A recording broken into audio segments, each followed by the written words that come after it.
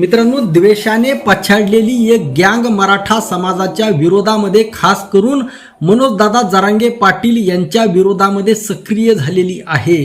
आणि मित्रांनो, हा निवडणुकीचा काळ आहे, इतका अत्यंत महत्त्वाचा आहे आणि या सत्ताधाऱ्यांसाठी, या राजकीय पक्षांसाठी मित्रांनो हा कसोटीचा काळ आहे। या लोकांचा जीव आणि प्राण या खुर्चीमध्ये अडकलेला आहे, सत्तेमध्ये अडकलेला आहे, आमदारकीमध्ये अडकलेला आहे। अशामध्ये मित्रांनो या लोकांना मनोजदादा जरांगे पाटील यांची इतकी मोठी अडचण निर्माण झालेली आहे आणि त्यामुळे मनोजदादा जरांगे पाटील यांना कशा पद्धतीने बदनाम करता येईल याचा प्रयत्न हे लोक करताना दिसत आहेत।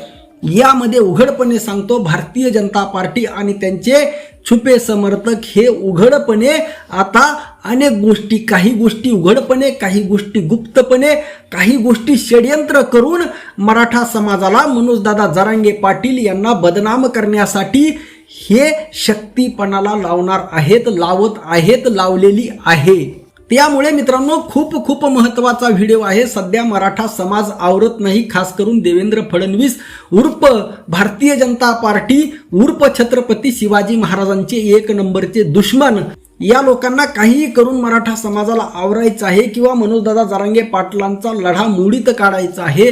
आणि मित्रांनो खूप महत्त्वाचं आहे, लक्षात ठेवा, यासाठीचं षड्यंत्र म्हणून जात की धर्म पुढे केला जात आहे आणि मित्रांनो धर्माचं मायाजाळ आपल्या पुढे उभा केलं जात आहे।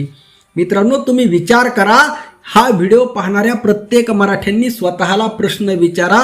माझ्या सकट सगळ्यांना हा प्रश्न आहे, सर्वात महत्त्वाचा प्रश्न आहे। गावातील मंदिरं कोणी बांधली, मंदिरासाठी देणग्या कोणी दिल्या, मित्रांनो धर्माचं रक्षण आतापर्यंत कोणी केलं, जेवढे काही सण उत्सव परंपरा आहेत हे कोण जपत आहे, यामध्ये सर्वात महत्त्वाची रोल भूमिका ही मराठा समाजाची आहे। म्हणजे आतापर्यंत धर्माचं, देवाचं, मंदिराचं रक्षण करण्याचं काम आणि त्याचं जतन करण्याचं काम, ती परंपरा पुढे चालवण्याचं काम मराठा समाजाने केलेलं आहे। आणि असं असताना आज मराठा समाजालाच हे लोक हिंदुत्व शिकवत आहेत। मित्रांनो, ज्या लोकांचं मंदिरासाठी कसलंही योगदान नाही, जे लोक मंदिराचा वापर केवळ स्वतःचं पोट भरण्यासाठी, भिक्षुकीसाठी करत आहेत, ज्या लोकांना फक्त दान धर्म माहीत आहे, दक्षिणा घ्यायची माहीत आहे, हे लोक मित्रांनो आपल्याला धर्म शिकवत आहेत। आणि यांच्या नादाला लागून आपले सुद्धा 4-2 टाळके आपल्याला मराठ्यांना, मनोजदादा जरांगे पाटलांना धर्म शिकवत आहेत। मित्रांनो लक्षात ठेवा, तुमच्या मुलाला ज्यावेळेस शाळेत ॲडमिशन घ्यायचं असतं, ज्यावेळेस 1,00,000-2 लाख फीस भरायची असते, त्यावेळेस तुमचा धर्म विचारला जात नाही, त्यावेळेस तुमची जात विचारली जाते। आणि ज्यावेळेस आपल्या धर्मावर संकट येईल त्याचं उत्तर देण्यासाठी मराठा सक्षम आहे, हे इतिहासाने पाहिलेलं आहे आणि वर्तमानात सुद्धा पाहत आहे आणि भविष्यात सुद्धा पाहत राहील। आणि आज आपली काय गरज आहे, आज हिंदू राजा, हिंदू धर्माचा, हे जे लोक धर्म करत आहेत त्या धर्मातील सर्वात मोठा राजा होऊन गेलेले छत्रपती शिवाजी महाराज, या महाराजांची, छत्रपती शिवाजी महाराजांची बदनामी करण्याचं काम हे लोक दिवस रात्र करतात। इतिहासातही केलं, आजही करत आहेत आणि भविष्यातही करत राहणार। म्हणजे हे लोक स्वतः हिंदू नाहीत, हे लोक स्वतः छत्रपती शिवाजी महाराजांना आपलं मानत नाहीत आणि अशा लोकांच्या षड्यंत्राला तुम्ही धर्म म्हणून बळी पडू नका। येथे जात फॅक्टर महत्त्वाचा आहे आणि मनोजदादा जरांगे पाटील यांच्या पाठीमागे उभा राहा। मित्रांनो, मराठा समाज आवरत नाही किंवा मनोजदादा जरांगे पाटील आवरत नाहीत म्हणून त्यांनी उदयनराजे यांना पुढे करण्याचा प्रयत्न केलेला आहे। परंतु मित्रांनो कोणालाही बळी पडू नका। गादीला मान आहे, छत्रपतींना मान आहे, परंतु मतदान फक्त मनोजदादा जरांगे पाटलांना आहे, हा आपला नारा असला पाहिजे। आणि दुसरा अत्यंत महत्त्वाचा असा विषय आहे, खूप महत्त्वाचा विषय आहे मित्रांनो। दुसरा विषयापेक्षा सुद्धा तिसरा विषय अत्यंत प्रत्येकाच्या जिव्हाळ्याचा विषय आहे। अगोदर दुसरा विषय पाहू। दुसरा विषय म्हणजे मित्रांनो आपल्या खर्चामध्ये काटकसर करायला शिका, पैशाची बचत करायला शिका। येणारा काळ हा प्रचंड अवघड असा काळ असणार आहे, येणारा काळ हा प्रचंड कसोटीचा काळ आहे। समाजामध्ये 5 ते 10% वर्ग हा सधन आहे, या लोकांकडे पैसा आहे, या लोकांनी तो खर्च केला तरी त्यांना काही फरक पडत नाही। परंतु 90% समाजाचा या 5 ते 10% लोकांनी विचार करणं गरजेचं आहे। आणि त्यामुळे समाजाने कर्मकांड असेल, नारायण नागबळी असेल किंवा वेगवेगळे हे जे दक्षिण्यावर पोट भरणारे जे लोक आहेत, या लोकांना दक्षिणा देणं बंद करा, कर्मकांड करणं बंद करा.